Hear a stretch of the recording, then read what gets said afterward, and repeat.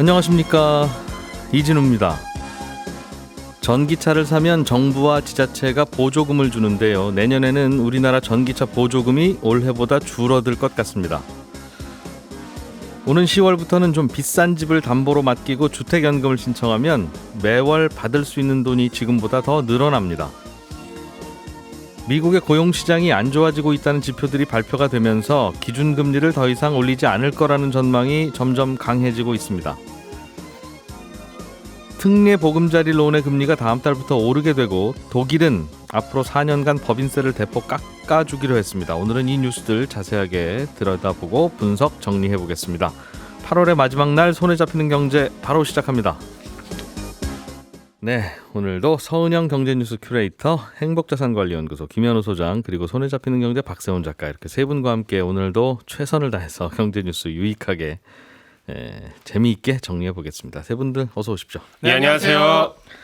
자, 주택연금 이야기 좀 해보죠. 이게 내 집을 담보로 맡기고 매달 생활비 받아 쓰는 거, 네. 역모기지론이라고 하는 게 주택연금인데, 네. 이게 매달 받을 수 있는 돈이 올라가는 겁니까? 그렇다고 보시면 되는데 좀 복잡합니다. 이게 한 2달 전쯤에 주택연금 가입 기준이 기존의 공시가 9억 원에서 12억 원으로 상향된다, 이 소식을 전해드리면서 그 지급 기준도 상향될 수 있다고 잠깐 전해드린 바가 있었는데요. 같은 시세의 집이라도 기존보다 연금이 더 많이 나올 수 있게 바뀌기는 합니다. 그런데 아닐 수도 있어서 이게 약간 복잡한 내용이에요. 그러니까 10월 12일부터는 공시가 12억 원 이하인 주택도 주택연금에 가입할 수는 있는데 현재 연금 지급 기준인 시세 12억 원, 이거는 변함없이 그대로 적용돼요. 이게 무슨 뜻이냐면 공시가가 12억 원이면 시세는 뭐 한 15억 원쯤 되겠죠. 이런 주택도 가입은 가능한데 뭐 15억짜리 시세가 15억짜리 집이든 13억짜리 집이든 연금 지급액을 계산할 때는 이 집은 12억으로 봅니다.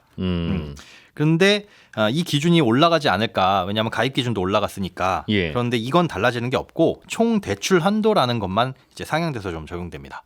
총 대출 한도가 상향된다는 게 무슨 뜻입니까? 요게 복잡하다는 그 내용인데요. 주택연금은 대출의 일종이잖아요.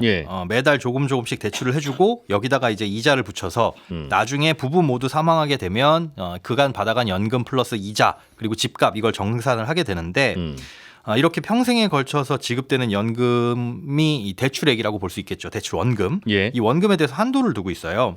그러니까 우리가 일반 주택담보대출을 은행에서 받았을 때 LTV 라는 걸 두는 것과 동일합니다. 10억짜리 집이면 5억 이상 대출 안 해주는 뭐 그런 거죠. 네. 근데 주택연금의 대출 한도는 그 집값과도 관련이 있지만 가입자의 나이가 더 중요합니다. 그러니까 나이가 적을수록 그 한도가 적게 나오는데, 왜냐하면 오래 사시면서 많이 받아갈 것 같으니까. 그렇죠. 사람이 예를 들어서 100세까지 산다고 가정을 하고 연금을 얼마를 줄지 이거를 계산을 하면은 3억 원짜리 집으로 만약에 60세인 분이 연금을 신청한다. 그럼 그 3억을 60세인 분이 100세까지 산다 그럼 40년이니까 3억을 40년으로 쪼개서 주면 이분이 사망했을 때 40년 동안 쌓인 이자를 회수할 수가 없잖아요. 그래서 그 3억 원 중에는 1억 원만 40년으로 나눠서 주고 나머지 2억 원 정도 되는 부분은 뭐 이자 그리고 내지는 혹시 120살까지 살 수도 있으니까 예비로, 그렇죠. 그런 버퍼를 두고, 그리고 뭐 집값이 떨어질 수도 있다, 이런 것까지 다 감안을 해서 3억짜리 집을 가입한다고 하더라도 그걸 전체로 다 계산하진 않습니다. 어쩐지 꽤 비싼 집인데 주택연금으로 맡기면 한 달에 나오는 돈이 의외로 얼마 안 되더라고요. 그렇죠. 그런 부분이 갸우뚱, 그게 그 의외로 얼마 안 되는 게 나이가 어릴수록 더 크거든요. 그래서 뭐 80세에 연금을 신청하게 되면 지급해주는 기간은 20년이니까 20년이라고 가정을 하니까 쌓이게 되는 이자가 40년에 비해서는 훨씬 적습니다. 대략 한 3분의 1 정도를 그럼 잘라서 주는 거네요. 요거는 지금 제가 예를 든 거고 사실 그거보다 조금 이제 많기는 한데 이렇게 이제 나이에 따라서 정해지는 최대 대출 한도가 있기 때문에 지금은 최대로 지급되는 연금액이 아무리 많아봐야 284만 원 정도거든요, 한 달에. 그런데 이 한도가 최대 한도가 늘어나는 것 때문에 10월 12일부터는 현재 5억 원에서 6억 원으로 상향되면서 일부 구간에서는 연금 지급액이 달라집니다. 그러니까 달라진 걸 정리하면 공시 가격이 12억이라도 해준다. 지금까지는 5억까지만 해줬는데 9억까지만 해줬죠. 9억까지만 해줬는데 그러니까 대상이 좀 더 이제 위로 상향되는 거긴 한데 그러나 시세가 15억이든 16억이든 18억이든 14억이든 시세도 12억, 그러니까 12억이라고 보고 12억 원까지만 해준다. 비싸다고 해주는 걸 감사하게 생각하세요? 라는 개념이죠, 그죠? 약간 그런 개념이죠. 그러니까 더해드리지는 않는다. 다만 이제 10억짜리 집을 갖고 오시면 보통 한 3, 4억 원어치만 드리고 나머지는 버퍼로 갖고 있는데 그렇죠. 다만 그거를 조금 더 해드리는 쪽으로 생각을 해보겠다. 맞습니다. 자세하게 설명해 드리자면 앞서 이제 설명해 드린 것처럼 한도가 5억이라고 말씀드렸잖아요. 그래서 그 5억 이내에서 대출이 나가신 분들은 사실은 변동이 전혀 없습니다. 그러니까 60세에 가입하는 경우에 보니까 주택가격 1억당 총 대출 한도가 약 3,900만 원 정도예요. 예. 그러니까 시세 12억 원 이상 주택을 가입하더라도 현재 한도인 5억이 채 되지가 않습니다. 그러니까 변화가 있는 건 나이가 더 들어서 가입하는 경우, 뭐 70세나 80세 여기에서 이제 가입하는 경우인데 72세에 가입하는 경우에는 시세 8억 원 이하까지는 아무런 차이가 없습니다. 예. 그런데 시세 9억 원을 넘어서부터는 이제 대출 한도가 5억을 초과하기 때문에 연금액이 올라가게 되는데 적게는 4%에서 많게는 20%까지 더 많이 지급이 돼요. 예. 근데 이게 이제 바뀌는 게 10월 12일부터 이 가입 기준이 상향되면서부터거든요. 근데 지금 새롭게 가입하는 사람들은 이 기준을 적용받는데 기존의 한도를 꽉 채워가지고 대출을 받던 분들도 희망하면 적용을 받을 수 있기는 합니다. 하지만 개인적으로는 이거는 추천을 별로 드리고 싶지가 않은데 왜요? 이게 한도가 늘어나면서 이제 더 받을 수 있는 분들만 신청을 할 수가 있는 거겠죠. 그렇게 신청을 하게 되는데 이 신청 기한이 6개월 동안입니다. 네. 그러니까 10월 12일부터 4월 12일까지인데 이게 이 신청을 해서 변경이 되는 게 아니라 정확히 말씀드리자면 해지한 다음에 재가입을 하는 거예요. 기존의 주택연금을 받던 분들은 해지하고 재가입하는 거라서 해지할 때는 그동안 받았던 연금 여기에 붙었던 이자 그리고 초기 보증료라고 해가지고 가입할 때 주택가격의 1.5%를 보증료로 내거든요. 예. 이런 것들을 다 이제 반납을 하고 다시 재가입을 하게 되는데 재가입할 때는 또 해당 주택의 1.5%에 해당하는 보증료를 납부를 해야 됩니다. 그 보증료는 해지할 때 돌려받을 수 있는 게 아니죠? 아닙니다. 3년에 걸쳐서 점점 사라져요. 그래서 3년 이내에 해지하면 일부 돌려받을 수 있기는 한데 네. 그게 아니라서 약간 연금액이 올라갔다고 해서 이걸 취소하고 재가입하는 거는 그렇게 이득보다는 좀 손해가 더 많으니까 집값의 1.5%를 더 내고 네. 이거 재가입은 생각해 볼 필요는 있는데 그렇습니다. 1.5를 더 내면 좀 비싼 집일수록 그 금액이 크니 굉장히 크죠. 계산 한번 해보시면서 네. 중간에 그렇게 갈아타면 1.5%는 그냥 내는 걸로 생각하셔야 됩니다. 맞습니다. 그래서 정확한 비교는 이 제도가 시행되면 홈페이지에서 연금액을 계산할 수 있는데 네. 거기서 전후 비교해 보시고 꼼꼼하게 좀 판단을 해보셔야 됩니다. 알겠습니다. 그러니까 이게 1억짜리 집 갖고 가도 1억 원을 다 잘라주는 게 아니라 네. 약 4천만 원 정도만 주고 그렇습니다. 나머지는 뭐 이자나 혹은 예비금으로 잡아두고 있는 거군요. 맞습니다. 그러니까 5억이면 거기다 곱하기 5 하면 대충 계산이 나오는 거고. 네. 나이 많으신 분들은 집 다시 가져가시면 생각보다 조금 더 많이 나올 수는 있다. 네. 알겠습니다. 나이 많으신 분들에게 빨리빨리 좀 돈을 내드려야 그 돈이 손자 손녀들에게도 가고 그렇게 해야 경제가 좀 돌아가지 않겠냐. 나이 많으신 분들이 돈 많이 필요하니까 많이 드리자는 개념이 아니라 네. 굳이 그냥 집으로 갖고 계시게 하지 말고 좀 현금으로. 사회를 좀 풀게 하자. 네. 그런 취지인가 봐요. 그런 것 같습니다. 자, 서은영 큐레이터가 준비해 오신 소식. 전기차 보조금. 이거는 점점 줄어드는 추세인 것 같은데 우리나라도 그렇고 다른 나라도 그렇습니다. 그렇고. 전 세계가 그렇죠. 예. 우리나라 거는 얼마나 줄어듭니까? 지금은 얼마 주는데 앞으로는 얼마나 감소한대요, 이게? 네, 이 전기차 보조금은 국고 보조금과 이 지자체에서 주는 보조금으로 나뉘는데요. 네. 이 중 국고 보조금이 전기 승용차의 경우 현재 대당 500만 원인데 이게 내년부터는 400만 원으로 100만 원 줄어듭니다. 그리고 전기 화물차도 1,200만 원에서 1,100만 원으로 100만 원 줄고요. 예. 지방자치단체별로 책정해서 주는 이 지자체 보조금은 내년 초에 발표될 텐데 이것도 줄어들 것이라는 전망이 우세합니다. 이건 아직 미정이고요. 전기차 판매가 시들해져서 지자체 보조금의 경우에는 올해 소진율이 절반도 안 된다는 얘기가 계속 나왔었는데 보조금 다 안 타가시고 남아요, 예산이 그렇습니다. 매년? 분명히 이제 작년까지만 해도 상반기에 전기차 안 사면 보조금 못 받는 경우도 있었거든요. 그래서 서둘러서 사야 되는 게 전기차였는데 예. 올해는 이 소진율이 아주 현저하게 떨어졌습니다. 거의 절반도 안 되니까 뭐 하반기까지 느긋하게 사셔도 지금 보조금 받을 수 있는 상황이거든요. 갑자기 올해 들어서 사람들이 전기차를 잘 안 사고 있군요. 그렇습니다. 그래서 살 사람 다 샀다라는 얘기도 좀 나오고 뭐 그런데요. 예. 이렇게 되면 이제 서울에서 전기 승용차 사면 올해는 총 보조금을 최대 860만 원까지 받을 수 있었는데 내년에는 700만 원대 초중반까지 떨어질 것이다. 이런 전망이 나옵니다.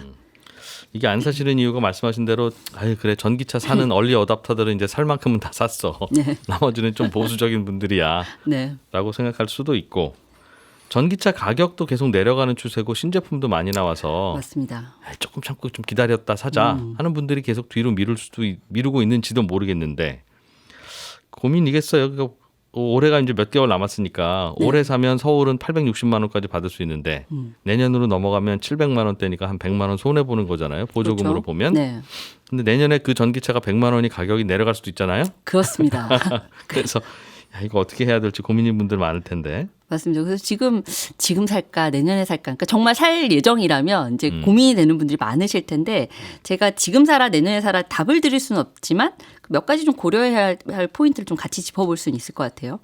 보통 동급 차량 기준으로 이제 내연기관차 대비해서 전기차 가격이 한 30-40%는 비싸거든요. 근데 이제 이걸 감수하고라도 전기차 타보겠다 이런 수요는 아까 말씀드린 대로 거의 끝났다. 근데 이제는 이제 보조금도 크게 줄었잖아요. 그래서 가성비를 따지는 이제 보통의 소비자를 흡수해야 하는 단계에 와 있는데 네. 그러려면 이제 기존 모델 출고가도 낮춰야 될 거고요.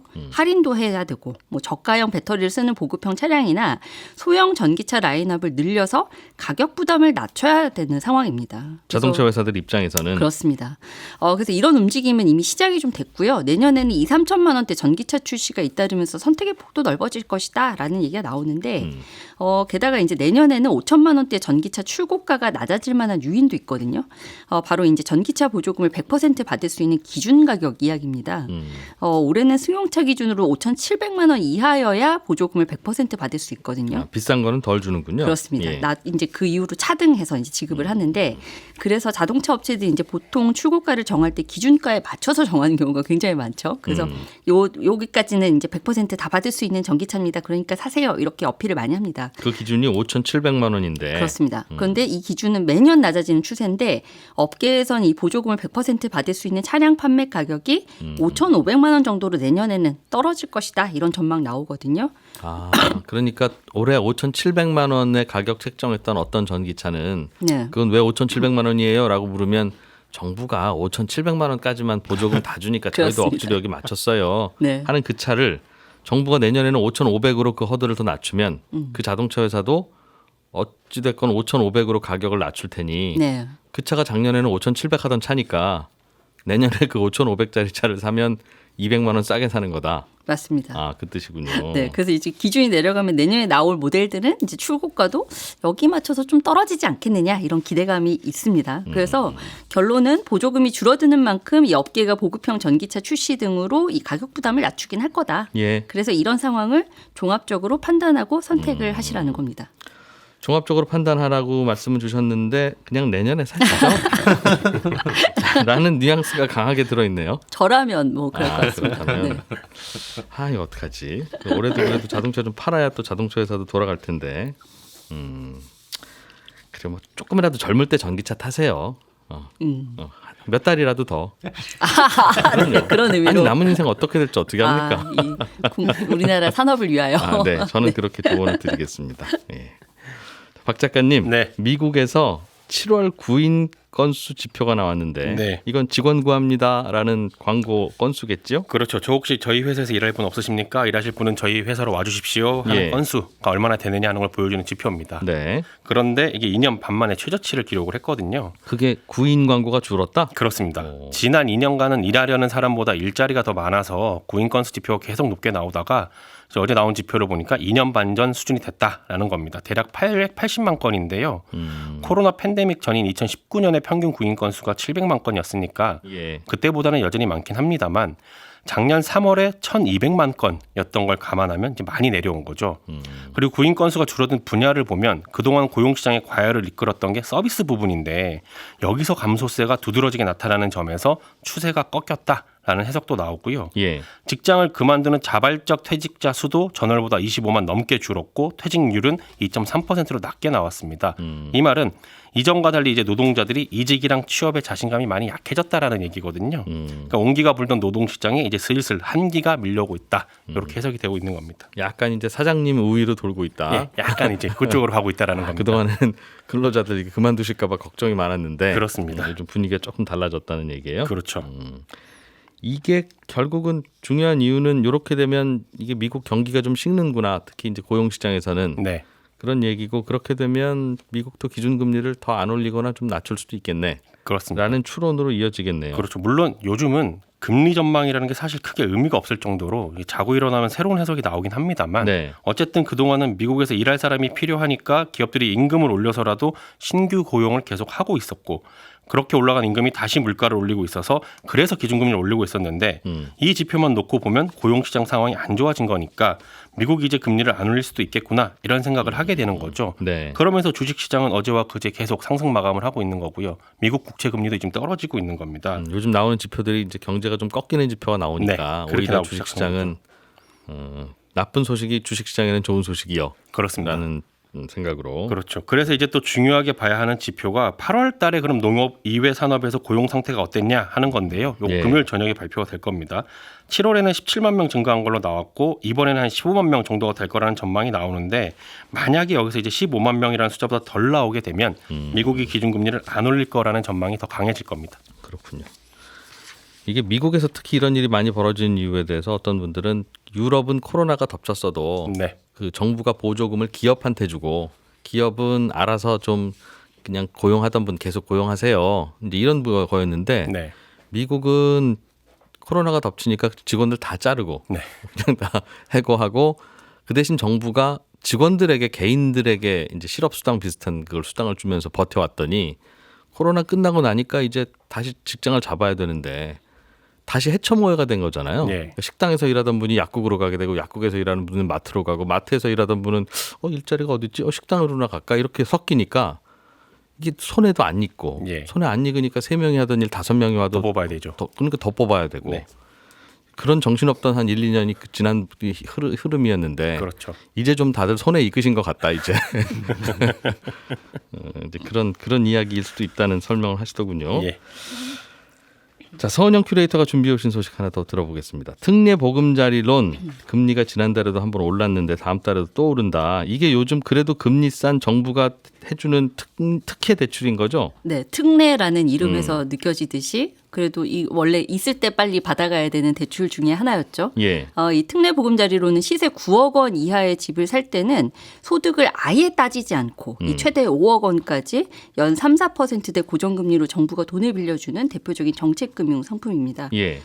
특례보금자리론 금리가 다음 달 7일부터 일반형 기준으로는 0.25%포인트, 우대형 기준으로 0.2%포인트씩 오르는데요. 이 인상폭을 반영하면 일반형은 대출 기간에 따라서 10년 만기로 대출받았다. 그럼 이제 연 4.65% 가장 낮고요. 고정금리인가 네. 봐요. 예. 그렇습니다. 예. 그리고 이제 최장 기간인 50년까지 받으면요. 4.95%까지 높아집니다. 우대형 같은 경우에는 최고 연 4.55% 금리가 적용됩니다. 특례 보금자리론 금리 인상이 지난달에 이어 이번이 이제 두 번째인데 지난달에는 일반형 금리는 올리고 이 우대형 그러니까 주택가격 6억 원 이하 소득 1억 원 이하에 해당하면 받을 수 있는 우대형 같은 경우는 금리 동결했었거든요. 근데 이번에는 둘 다 올리게 됐습니다. 시중금리도 올랐으니까 이것도 같이 올린다. 그렇습니다. 지금부터 앞으로 대출 받으러 오신 분들에게 적용되는 맞습니다. 이미 받아가신 분한테 더 내라고 하는 건 아니고. 네네 고정금리 상품이니까요. 당연한 거긴 한데 이런 거 항상 확인해 봐야 되더라고요. 네 일전에 한번 고정금리인데도 올린 사례가 있었죠. 네. 이렇게 인상하는 명분은 뭐 잠깐 제가 말씀드린 대로 시중금리도 올라서 주택금융공사도 뭐 돈이 땅 파면 나오는 게 아니니까 그런 맞습니다. 뜻입니까? 네, 이 상품을 취급하는 주택금융공사가 드는 이유는 두 가지인데요. 일단 첫 번째가 대출 재원 조달 비용이 높아졌다는 겁니다. 이 특례보금자리론 같은 정책금융 상품의 대출 재원은 MBS라는 증권 발행에서 끌어모으거든요. 근데 최근에 이제 시중금리 오르면서 MBS 금리도 지난 2월에 3% 후반이었던 게 지금은 4% 후반까지 높아졌습니다. 그리고 또 한 가지 이유는 대출 증가 속도를 조절하겠다는 건데요. 이게 소득도 따지지 않는 초장기 고정금리 상품인데다가 예. 시중은행보다 저렴한 금리를 좀 적용을 해주다 보니까 출시하자마자 굉장히 흥행몰이를 했습니다. 예. 그때 이제 올해 대출 목표가 39조였다면 신청액 기준으로 이미 31조 원 넘게 소진할 정도로 수요가 몰렸거든요. 예. 죄송합니다.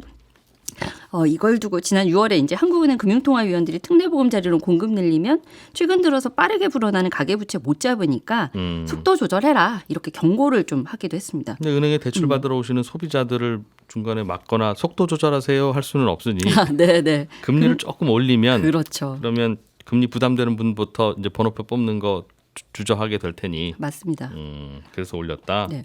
예. 그래서 여전히 시중은행보다는 시중은행 고정금리 주담대보다는 뭐 금리 수준이 낮다고 할 수는 있습니다만 네. 좀 거의 지금 이제 일반형 기준으로는 최장기는 5% 가까운 금리까지 올라온 거잖아요. 그래서 예. 아무래도 대출 수요는 좀 주춤하지 않겠느냐 이렇게 보입니다. 정부에서 특례라고 하는 금리도 이러니 참 요즘 금리 비싸긴 비싸요, 그죠? 그렇습니다.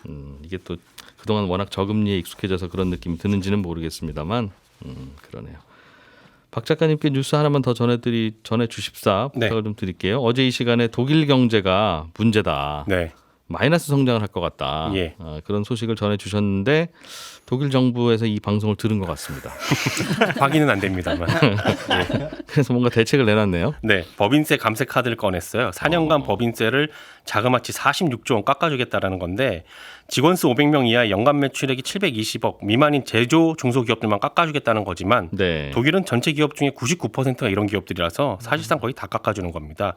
매년 11조 원 정도를 기업들 주머니에 남겨줄 테니까 네. 그 돈으로 새로운 상품도 개발을 하고 그러려면 사람이 더 필요할 테니까 사람도 더 뽑고 새로 뽑힌 사람들이 돈을 더 벌어오게 하면 그 과정에서 경제가 다시 살아나길 기대하는 건데 문제는 과연 기업들이 자기들 주머니에 들어온 돈을 쓸까 하는 겁니다. 왜냐하면 경제가 나쁘면 사람을 더 뽑지도 않을 거고요. 새로운 상품 개발을 시작도 안 할 수 있거든요. 그래서 불경기가 심하면 감세를 해서 기업의 주머니에 돈을 남겨줘도 그 돈을 쓰지 않고 계속 쥐고 있을 뿐이다. 이건 기업한테 좋은 일만 하는 거다라는 비판이 독일에서도 나오고 있습니다. 이게 시장이 좋아져야 기업들이 돈을 쓰지. 시장이 그렇습니다. 좋아지면 기업들이야 빚내서도 돈 쓰죠. 그렇죠. 세금을 깎아주든 안 네. 깎아주든. 근데 또 물론 그러면 11조 원이라는 돈을 매년 11조 원이라는 돈을 정부가 쓰면 뭐가 달라지냐. 정부가 만드는 일자리라는 거는 그냥 월급만 받아가는 복지수당 같은 일자리가 되지 않느냐. 예. 그리고 정부가 새로운 상품을 개발하거나 새로운 산업을 새로 일으킬 수는 없지 않느냐 하는 반론도 나와요. 그러게요. 그래서 이렇게 경제가 어려울 때 정부가 재정을 써서 경기를 살리느냐 아니면 세금을 깎아줘서 기업들이 살리게 하느냐 이건 굉장히 오래된 논쟁이고 답은 없습니다만 그러게요. 독일의 이 정책이 4년간 진행이 되고 어떤 결과를 낳을지를 지켜보는 건 우리에게도 시사하는 바가 좀 클 것 같습니다. 이게 독일 경제가 내수 경제면 모르겠는데 수출해야 되고 주로 중국에 수출해야 되는 나라라서 예, 이렇게 이런다고 중국 경기가 좋아지는 건 아니잖아요. 그렇습니다. 그러니까 이게 참 독일 정부도 답답하겠어요. 네. 네, 저희는 또 내일 아침 8시 30분에 경제 뉴스 한 보따리 들고 돌아오겠습니다. 고맙습니다. 이진우였습니다.